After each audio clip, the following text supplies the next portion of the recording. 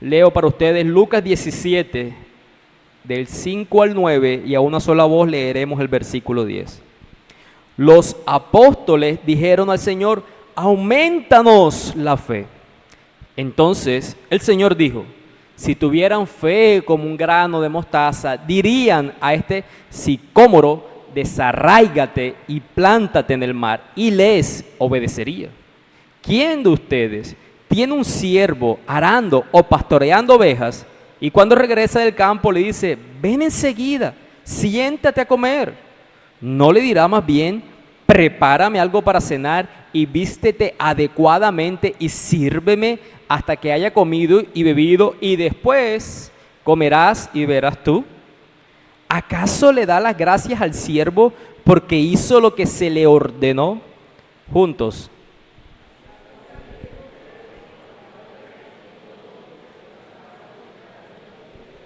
Hemos hecho solo lo que debíamos haber hecho.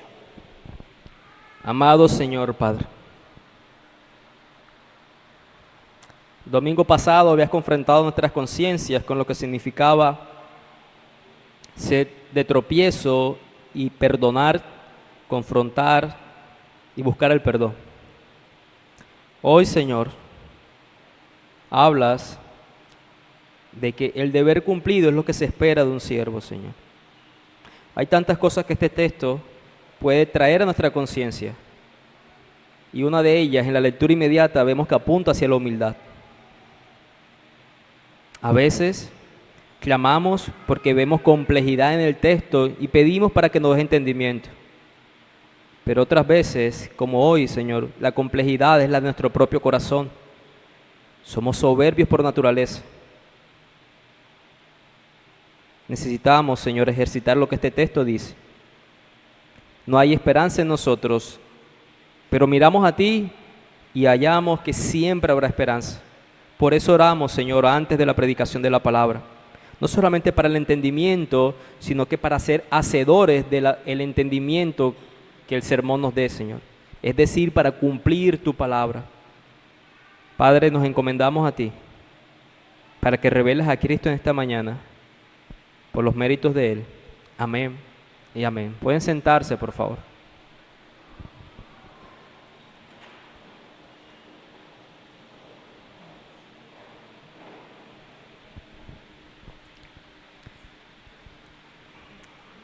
Dependiendo la personalidad, unos somos más jocosos que otros y a veces raya con la burla y con molestar constantemente.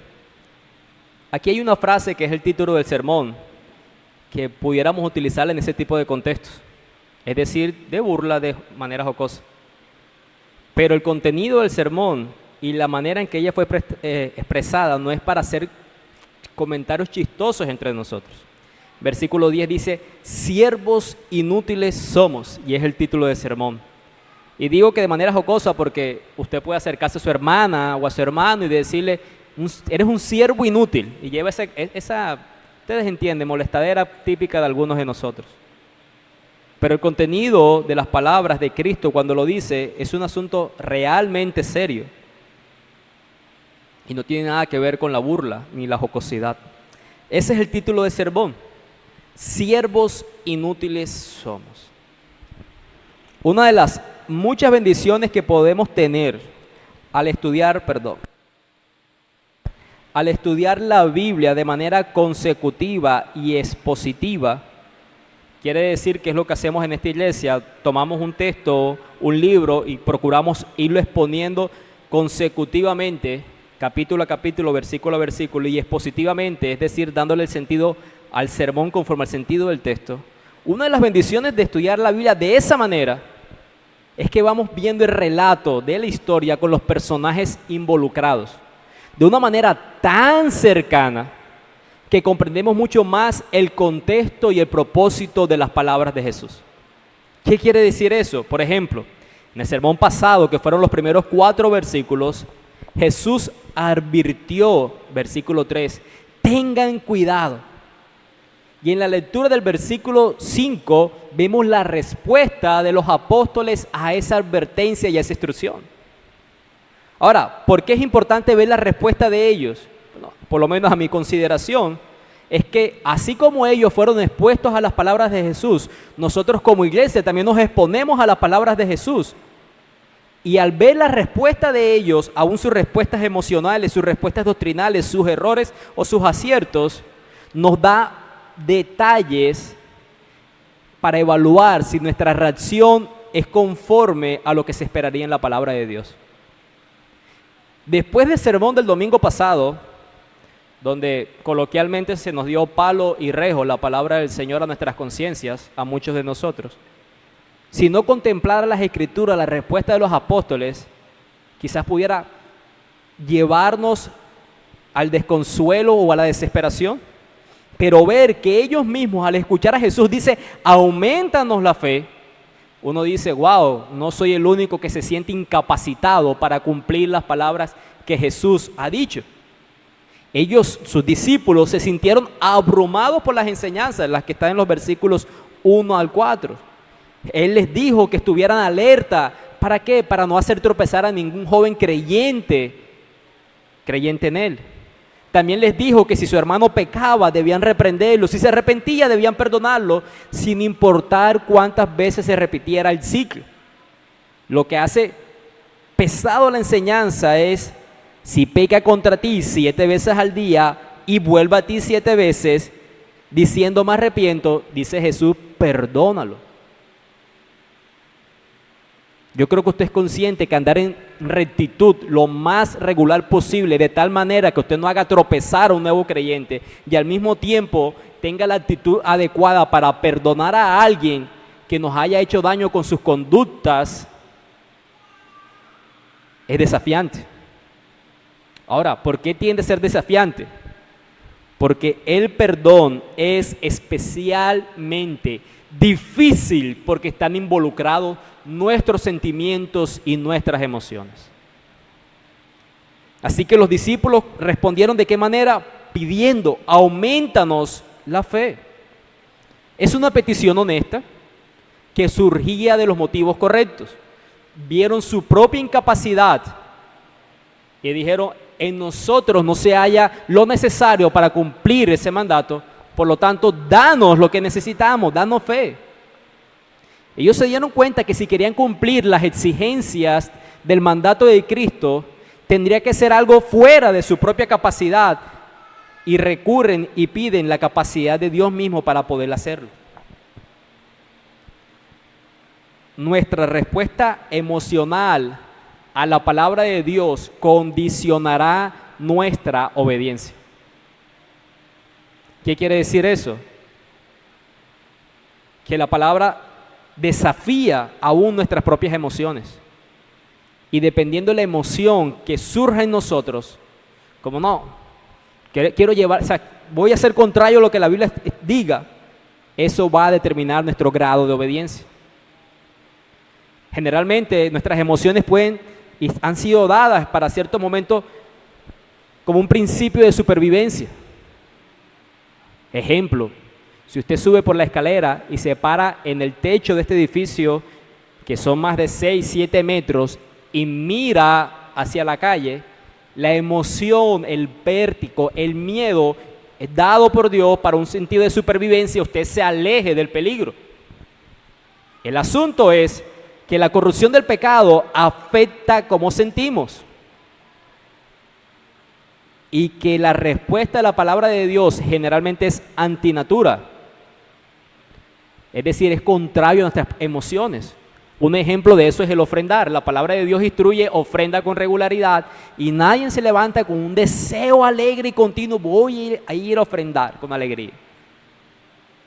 Nuestras emociones frente a lo que significa la generosidad, la liberalidad, nos hacen pensar que lo mejor es sentirnos seguros, estoy hablando de emociones, poseyendo, reteniendo y no dando. Ese es el punto que les quiero decir. Nuestra respuesta emocional a la palabra de Dios va a condicionar nuestra obediencia. La respuesta que Jesús tuvo a la petición de los apóstoles en el versículo 6 indica que más fe no es realmente la cuestión del problema de ellos. El problema frente a la obediencia del mandato no se encontraba en la magnitud de la fe, Porque la fe no se mide por su cantidad, sino simplemente por su presencia. ¿La hay o no la hay? Y él dice posteriormente, una fe del tamaño de un grano de mostaza logrará cosas imposibles. Como dijo alguien en algún momento, no es una gran fe lo que necesitas, es fe en un gran Dios. La verdadera necesidad, dice Jesús en los versículos 7 al 10, es más obediencia y humildad.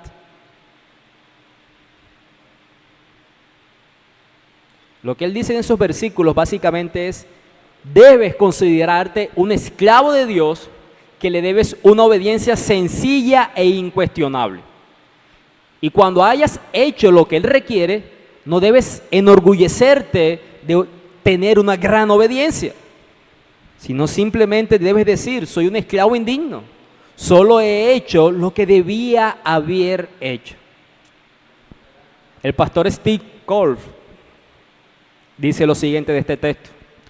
Cuando nos encontramos con los mandamientos difíciles de las Escrituras, es decir, mandamientos difíciles que percibimos para obedecer, no debemos centrarnos en tener más fe, sino en más obediencia y humildad. El texto que hemos leído en esta mañana presenta una relación entre la fe, la obediencia y la humildad. Y esa es la manera en que el sermón está dividido. Veremos fe y obediencia y después veremos obediencia y humildad. Ahora, la Biblia, no hay duda de eso, nos anima a ser fuertes en la fe, a crecer en nuestra fe hasta tal punto de confiar lo más regular posible en Dios y en sus promesas. Todo lo que hacemos debe surgir de la fe o es pecado, Romanos 14:23. La oración por tener más fe es una que deberíamos presentar muy a menudo delante de Dios. Debería ser una oración regular en nuestras vidas. Pero en el contexto del texto que hemos leído en esta mañana, es decir, en Lucas 17, del 5 al 10, parece que Jesús está ofreciendo una corrección amable a la petición de sus discípulos y no un elogio de la petición que ellos presentaron. Es como si estuviera diciendo, esperen un momento. No consideren que lo que ustedes necesitan es que su fe aumente. No. Una pequeña cantidad de fe genuina puede lograr lo que humanamente es imposible. Más bien, concéntrense en su deber de obedecer a Dios y cuando hayan obedecido, no empiecen a pensar que realmente son algo importante porque precisamente obedecieron. En un sentido positivo, la petición de los apóstoles, de sus discípulos, evidencia una humildad en ellos. Porque ellos no se vieron autosuficientes en la demanda de la instrucción de Dios. ¿Cuál instrucción? Los versículos del 1 al 4.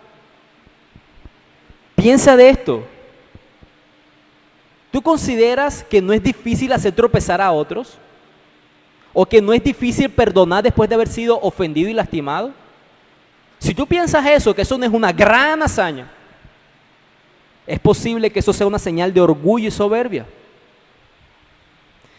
¿Por qué? Porque quizás puedes estar considerando que tú eres tan recto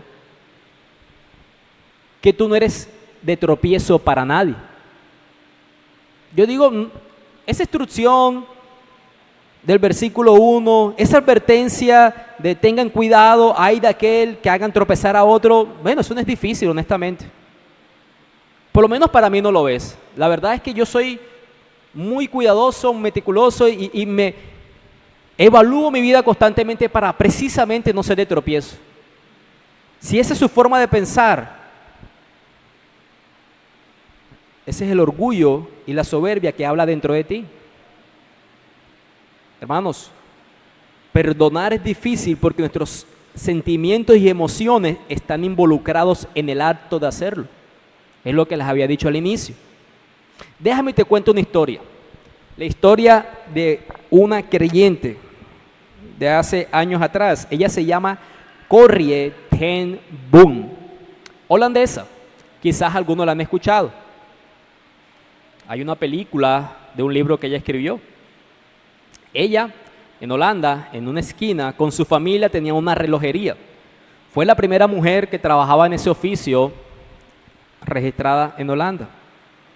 Al igual que su familia, era creyente y vivió en la época nazi.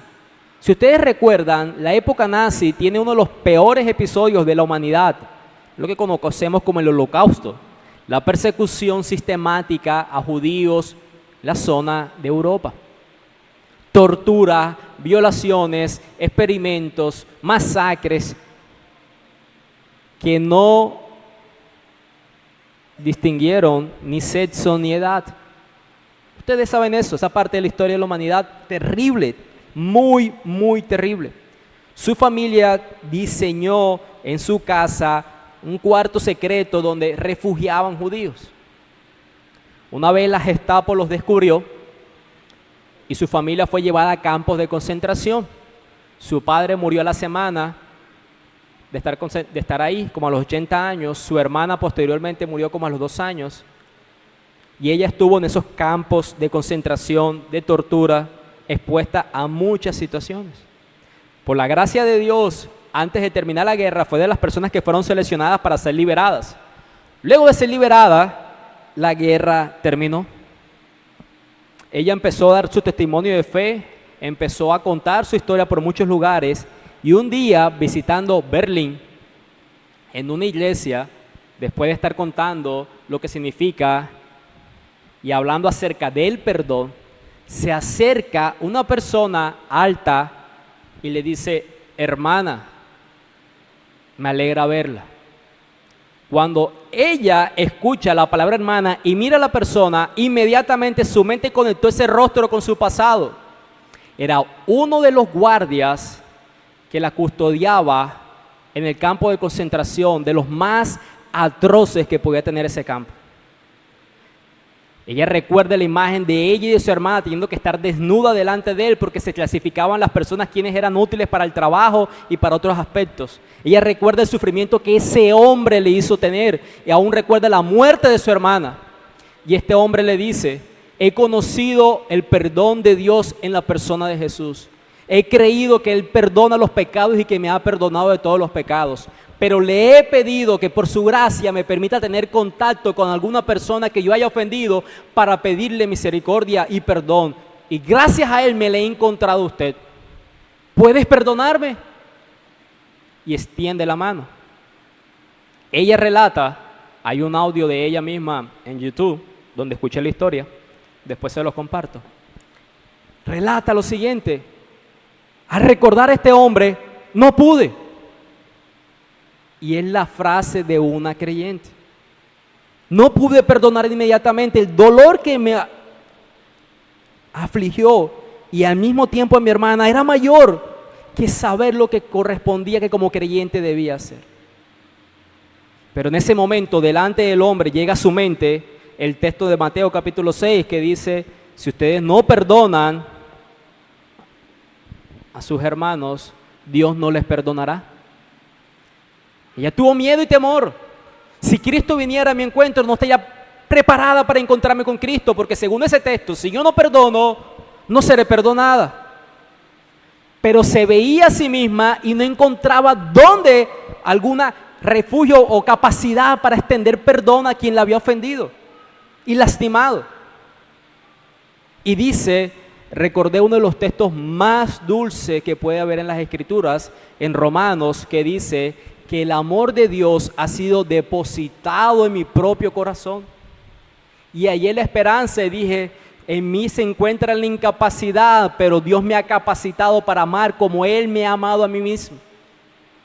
Y le dio la mano a este guardia y le dice: te perdono. Y se fundieron en un abrazo y se consideraron como hermanos en la fe. Es difícil perdonar. Por eso les decía que me fascina ver la respuesta de los apóstoles cuando estamos estudiando la Biblia, que usted la abre, que usted la lee, cuando viene con la regularidad domingo a domingo, porque vamos siguiendo la secuencia del contexto del texto que se está exponiendo. Es fascinante ver que esas luchas internas que podemos tener frente a las enseñanzas de Jesús, los apóstoles, sus discípulos cercanos, la tuvieron. frente a la demanda de no ser tropiezo, frente a la demanda de extender el perdón y decir, ¿cómo lo puedo llegar a hacer? Y ver que ellos mismos sintieron eso mismo, uno dice, amén. Esto es para personas de carne y hueso, realidades divinas, pero para personas humanas, valga la redundancia, no hay personas que no sean humanas. La petición de ellos evidencia un deseo de obedecer, pero que no se ven a sí mismos con los recursos suficientes para hacerlo. Como si dijeran, Señor, ayúdanos, danos más fe. Eso es lo que ellos dicen. Sin embargo, querida iglesia, en el contexto de Lucas 17, Jesús no elogia la petición legítima de ellos. Más bien, le redirecciona los pensamientos en consideración a la obediencia que ellos deben tener a las instrucciones de los primeros versículos. ¿Hacia dónde les redirecciona esos pensamientos? Bueno, el punto de Jesús es que no es una cuestión de cuánta fe tengas, sino más bien, ¿tienes fe en el Dios viviente? No se trata de la amplitud, magnitud de la fe, sino ¿tienes? Grande o pequeña, ¿tienes fe? ¿Crees en el Dios vivo? ¿Crees en el único Dios verdadero? Porque si es así, vas a poder lograr grandes cosas. No por el tamaño de tu fe, sino por el poder y la capacidad de tu Dios. Él hará cosas poderosas a través de la persona que confía en Él. Incluso si su fe es aparentemente pequeña y débil. De esa manera la gloria es para Dios. Como en el ejemplo de Corrie, que les acabo de contar. ¿Quién se glorifica en el perdón que ella extiende? Dios mismo. Ella se vio incapacitada. O en el ejemplo de Pablo. Cuando me veo débil, entonces soy fuerte en Dios. La cuestión no es cuánta fe tengas, sino más bien, ¿la tienes? Ahora, ¿cómo se aplica esto al asunto del texto? El de confiar en Dios cuando nos enfrentamos a los difíciles mandamientos de obedecer en las Escrituras, y llamo difíciles por la carga emocional que traen nuestras conciencias. Para usar el ejemplo del versículo 4, supón que alguien te ha hecho daño y te ha pedido perdón, pero estás profundamente herido y te cuesta obedecer a Dios concediéndole perdón a esta persona. Tal vez la raíz de amargura está tan arraigada a tu corazón como las raíces de un árbol de sicómoro. Según los rabinos, esas raíces eran tan profundas que los árboles podían vivir hasta 600 años. Después, no en este momento, vas a buscar la imagen donde siempre buscamos todo lo que no conocemos en Google y verás la imagen de ese árbol. Tiene para mí, un parecido como los árboles de cauchos de la avenida Simón Bolívar, frondosos y que las raíces se nota que son profundas. ¿Cuánta fe entonces necesitas para perdonar a la otra persona? ¿Cuánta fe necesitas para perdonar a la otra persona? La respuesta a esa pregunta es la misma fe que se necesita para creer que Dios te ha perdonado. No se trata de que tú necesites más fe para perdonar que la fe que necesitas para creer que has sido perdonado. Si has tenido fe para creer en las promesas de Dios, en extensión de su perdón en la persona de Cristo, tienes la amplitud o magnitud de fe suficiente para perdonar a otro. Así que puedes orar: Señor, me es muy difícil obedecerte en este mandamiento de perdonar a mi hermano, pero al mismo tiempo reconozco que tú perdonas mis pecados. He confiado en eso, he podido experimentar la libertad de la culpa. Sé que lo has hecho no porque yo tengo una gran fe, sino porque tú eres un Dios fiel que siempre cumple sus promesas. Cuando yo leo tu palabra en 1 de Juan, que el que confiesa sus pecados y se aparta, tú eres fiel y justo para perdonarle, yo creo eso. Lo he vivido. Por lo tanto, te pido que tengas misericordia hacia mí. Ahora te pido que seas glorificado a través de mi debilidad, de mi incapacidad. Permíteme perdonar a esta persona que me ha hecho daño. Estas raíces de amargura de mi corazón, arráncalas, plántalas en el mar, siguiendo el ejemplo del versículo 6. ¿Cuál es el escenario? ¿Cuál es la manera? Quitar los ojos de ti, de tu poca fe, y ponerlos en Dios, en su gran misericordia, su gran fidelidad, en su gran poder, para que le glorifiques. Aunque tu fe sea tan pequeña en tu percepción como un grano de mostaza, Dios puede arrancar la amargura de tu corazón, enterrarla para siempre, y de esa manera Él reciba la gloria.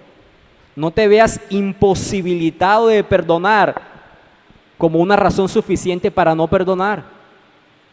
Déjame decirte que tienes los ojos en el lugar equivocado, es decir, en ti mismo.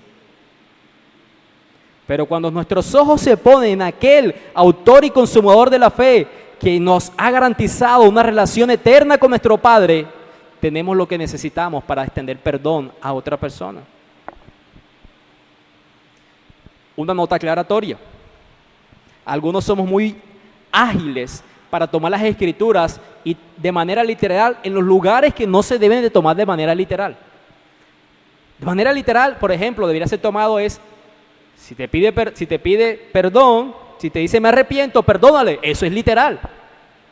Pero en este texto, cuando está diciendo si tienes suficiente fe, tú vas a decirle a un árbol como ese, desarráigate y plántate en el mar, y tú lo dices, wow, yo no tengo suficiente fe, porque si yo tuviera fe, yo le diría a ese árbol de caucho, arráncate y vete para el río, y si no pasa es porque no tengo fe. Esa es una interpretación muy errónea, muy ligera, buscando la literalidad donde no debe ser tomado la literalidad. Jesús no está sugiriendo que debemos andar haciendo ese tipo de cosas por ahí. Aquellos que dicen de esa falsa teología, tu fe tiene que ser tal como la que las montañas se muevan o los árboles sean desarraigados y plantados en otro lugar. Si no eres capaz de hacer eso, no tienes fe. No se los he visto hacer a ellos. Una demanda que ponen sobre los hombres que ellos mismos no pueden cumplir porque no es el sentido del texto. Más bien, Jesús está usando una ilustración gráfica para decir que incluso una fe pequeña, como el tamaño de una semilla de mostaza, puede hacer lo que es humanamente imposible, porque es nadie menos que el Dios Todopoderoso quien obra a través de nuestra fe. Una fe pequeña es el medio por el que nuestro gran Dios obra por medio de nosotros, y Él consigue cosas imposibles, como para muchos de nosotros, que es no ser de tropiezo o no poder perdonar. Todo aquel que ha creído verdaderamente en Cristo para salvación tiene suficiente fe para obedecer los mandamientos más difíciles de las Escrituras. Porque la cuestión entonces no es una gran fe, la cuestión es un gran Dios. Y si has creído en ese gran Dios que perdona tus pecados, entonces puedes creer que ese gran Dios obra por medio de la débil fe que tú tienes para perdonar a otros. Mirar hacia Él, y de esa manera Él siempre será glorificado. Mirar hacia ti, y de esa manera siempre serás avergonzado. Jesús continúa los versículos 7 al 10 y cuenta una parábola un poco extraña. Cambia el enfoque de la fe a la obediencia y la humildad, que es nuestro segundo punto. Cuando nos encontramos, les he dicho, con esos mandamientos difíciles en las Escrituras, y llamo difíciles por nuestras propias emociones, nuestro enfoque debe estar en mayor obediencia y humildad. Si nos centramos en aumentar nuestra fe, vamos a tener nociones exageradas de nuestro propio papel. ¿Sabes por qué yo sí puedo perdonar al hermano que me ha ofendido varias veces? Porque tengo una gran fe. ¿Quién se lleva la gloria ahí en ese tipo de frases? El hermano que dice que tiene una gran fe. Incluso si nos centramos en la obediencia que ejercitamos, aún podemos envanecernos fácilmente con lo noble que lucimos a ser tan obedientes. Por eso el Señor en estos versículos nos instruye a que nos consideremos como esclavos de Dios, que le debemos obediencia en todas las cosas y que no somos dignos de ninguna de sus bendiciones. No hay reclamos para Él para ser bendecido. Ahora, ¿por qué hablo de ser esclavos de Dios? Porque la palabra del griego doulos, que se traduce en nuestras Biblias como siervo, la traducción literal es esclavo. ¿Sí? Siervo es más fácil de dirigir. Que la Biblia nos identifique como esclavos de Dios, eso es antipopular. Entonces pongamos siervo, se escucha más, mejor.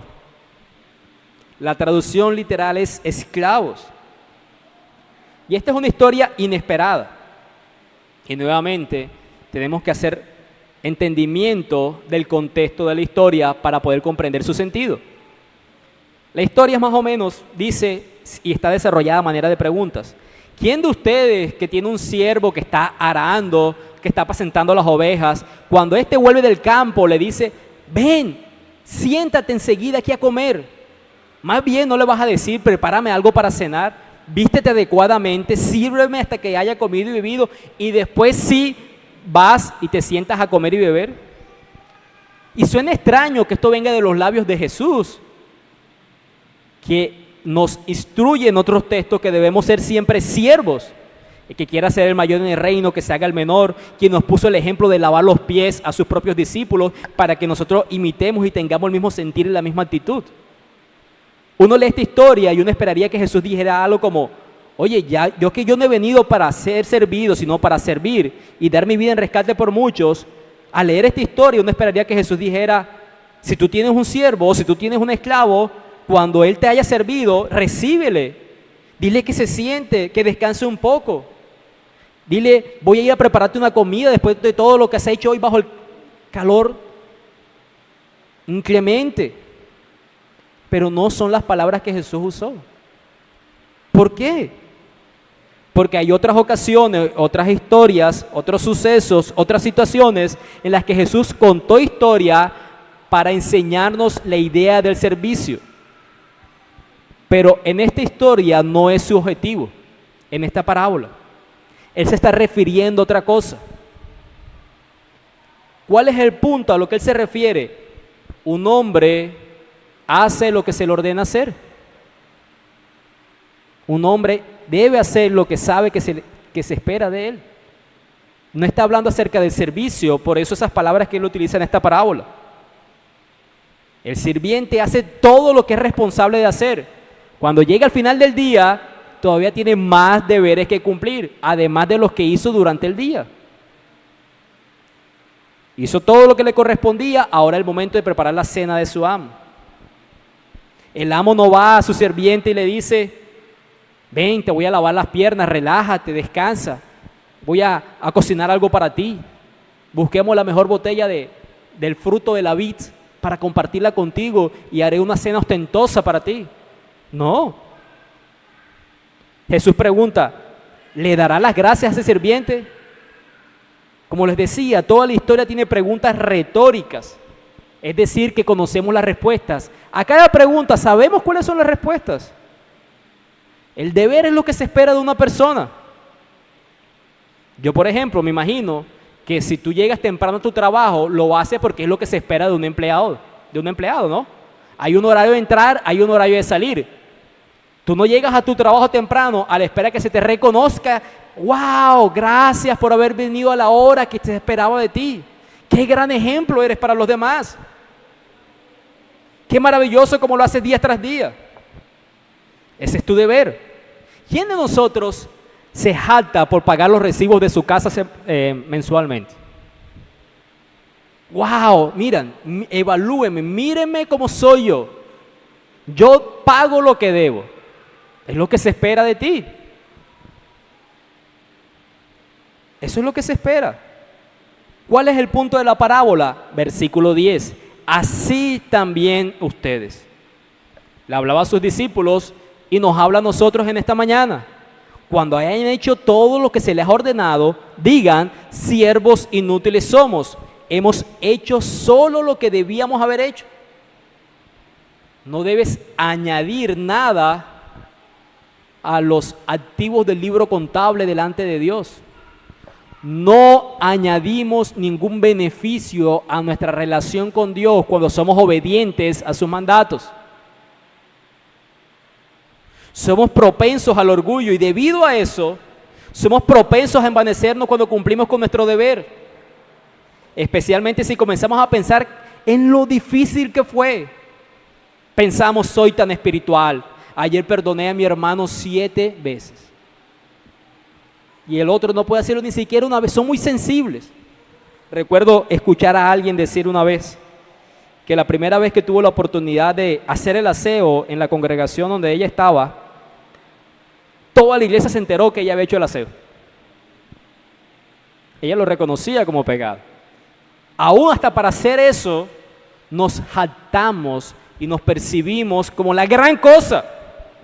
Te tengo noticias. No lo eres. Siempre estás en una relación de deudor delante de Dios. No hay un escenario donde tú puedas llegar a decir, he hecho tanto que me saliste a deber. Charles Spurgeon, con esa manera tan particular siempre de enseñar, decía de este texto que el Señor estaba en este texto derramando agua fría sobre nuestras espaldas, pero que eso es terapéutico, necesario. Esta verdad, ustedes han sentido, si usted no hizo eso cuando era niño, perdió su infancia. Es más, si es grande, hágalo, se va a divertir, échele agua fría en la espalda a otra persona. Ahí hay agüita fría más tarde si lo quiere hacer. La persona que recibe eso nos incomoda, nos hace movernos. Y este texto hace eso a nuestra conciencia, pero es terapéutico. Porque esto nos recuerda cuál es nuestro lugar delante de Él. Él es Señor y tú no. No nos presentamos con reclamos, demandas, como si Él se debiera a nosotros. Por eso aborrecemos, muchos de ustedes, ese tipo de oraciones de declaro, decreto y cualquier otra barbaridad y blasfemia que se utiliza delante de Dios. Como si Él fuera deudor de nosotros.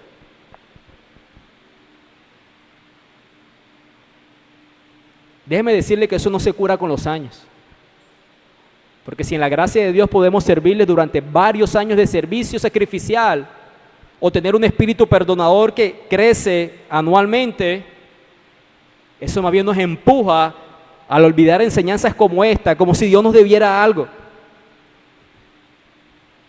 No tenemos ningún derecho sobre Dios.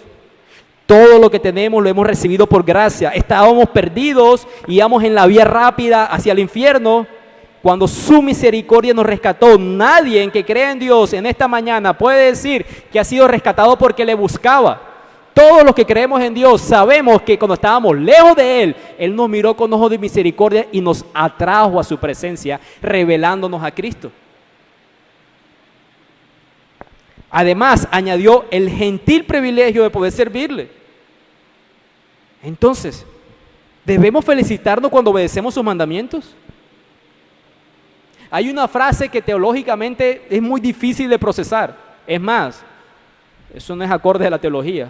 ¿Han escuchado esa frase de gracias por dejarte usar por Dios? Analicemos esa frase. Gracias por dejarte usar por Dios. Es decir, si tú no te dejabas usar por Dios, Él no lo iba a hacer.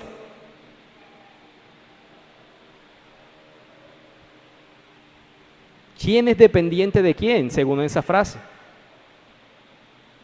A manera de conclusión, Jesús aquí está enfatizando nuestra responsabilidad de hacer lo que Él nos manda hacer. Nuestro enfoque no puede estar en nuestros sentimientos, sino más bien debemos enfocarnos en nuestro deber. No nos imaginamos a un esclavo cansado y sucio que regrese del campo sintiendo ganas de recibir la cena de su amo. Él sabía que tenía que llegar a bañarse, alistarse y servir una buena cena a su amo. Él tenía que estar concentrado en su deber como esclavo. Si estás luchando con algún mandato difícil que sabes que Dios quiere que obedezcas, como el de perdonar o no se le tropieza a otros, mira a la cruz, donde Jesús se entregó por ti. Esa es una de las razones por las que nuestro Señor ordenó e instituyó que fuéramos a su mesa, lo que hicimos el domingo pasado, para que constantemente le recordáramos a Él y a su muerte sacrificial por nosotros. Cuando tú contemplas el sacrificio de cruz, cuando conmemoramos y recordamos lo que Él hizo con su cuerpo, lo que Él hizo con su sangre, a la luz de ese evento, ¿acaso hay alguna exigencia que Él nos haga que sea demasiado difícil?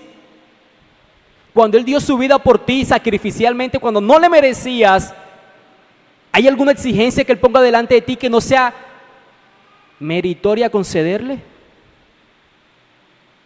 Si aún piensas que Él se debe a ti, no has comprendido el Evangelio.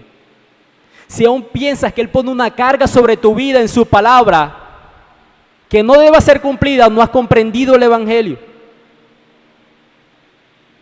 El Evangelio es lo que nos libra de la soberbia y de enaltecernos. El Evangelio es lo que nos libra de escudarnos en que no tenemos lo necesario para obedecer, no ser tropiezo y perdonar a otro. Somos sus esclavos, somos sus siervos, siempre deudores por su amor inagotable para con nosotros. Cuando nos acercamos a su cruz, debemos ejercer una fe sencilla que su fidelidad exige. De ti no se esperaba una gran fe para que consideraras tu situación de pecado y la solución que Él brinda en Cristo Jesús. Se esperaba una fe sencilla. Cree que Él es el único medio para ser reconciliado con Dios y lo creíste. No pienses que las demandas que hace su palabra son demasiado altas. Si has podido creer en el Evangelio, tienes la fe necesaria para creer sus mandamientos. Concéntrate más bien en una mayor obediencia y una humildad como un esclavo indigno. Pero muchas veces la obediencia está condicionada precisamente por la ausencia de humildad, por la soberbia. Si no eres creyente, escucha mis palabras, por favor. Esta mañana has escuchado que el perdón que ofrecemos a aquellos que nos lastiman no es una virtud humana. Nuestro sentido de supervivencia, el rezago del pecado en nuestro corazón, nos hace pensar que si no perdonamos no es mejor porque no nos vuelven a lastimar. No es una virtud humana. También escuchaste que los discípulos más cercanos a Jesús reconocieron la dificultad de otorgar el perdón. También escuchaste que cuando aún lo podemos hacer, seguimos batallando con el orgullo y la jactancia. Si tú, que no eres creyente y has escuchado todas estas cosas, quizás puedes estar pensando, no veo mucha diferencia entre un creyente y uno que no lo es. Yo no soy creyente y para mí es difícil perdonar y cuando tengo una buena labor siempre me estoy exaltando. Déjame decirte cuál es la diferencia entre el creyente y uno que no lo es en medio de ese dilema de emociones y obediencia. La diferencia es que el creyente tiene a su Salvador como fuente de refugio, pero el incrédulo sigue en su condición y no hay esperanza en ningún lugar o persona de ser librado de esa situación. ¿Eso tiene sentido para ti? Que la diferencia entonces no está en que uno no sienta lo que el otro no siente. La diferencia no está en que al ser creyente tú no vas a batallar más con la ausencia de perdonar o dejar de batallar con el orgullo. No, la diferencia es que el creyente tiene un refugio del que puede disfrutar, que es la persona de Cristo, que el incrédulo no tiene. Si eso tiene sentido para ti, querido amigo, reconoce tu incapacidad, preséntate a Dios en esta mañana en oración. Dile que te ves a ti mismo como un no merecedor de su gracia, que ves tu pecaminosidad tan grande que si Él no interviene en tu vida, hoy, en este momento, jamás serás librado de esa pecaminosidad. Y cree, débilmente, pero cree que todo aquel que acuda a Jesús con un corazón humilde y humillado, jamás será echado de su presencia. Él no espera que tengas una gran fe para creer, Él espera que tengas la fe necesaria para ir a Él en arrepentimiento y fe. Vamos a orar. Padre Celestial, pensando en la frase de Spurgeon, agua fría a nuestras espaldas, pero terapéutico. Oh Señor, estas palabras confrontan nuestra conciencia. Propensos a no perdonar, viéndonos incapacitados de ellos. Qué bello es pensar que no se trata de la amplitud o magnitud de nuestra fe, sino en la fe suficiente para ser salvo, esa misma fe para creer que tú con todo tu poder haces cosas imposibles por medio de hombres débiles y mujeres débiles como los que estamos en esta mañana.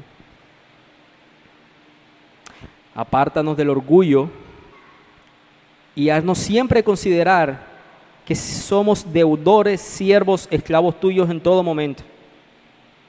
Que de nosotros se espera un deber que debemos hacer. Y por ese deber cumplido no debe haber promociones para nosotros, ni mucho menos exigencias delante de ti. El saldo nunca estará a nuestro favor. Por gracia siempre seremos deudores tuyos. Y en Cristo Jesús hallamos que esa cuenta Él la pagó y no nosotros. Ayúdanos a vivir una vida de siervos inútiles delante de ti. Bendito seas, Dios. Amén y amén.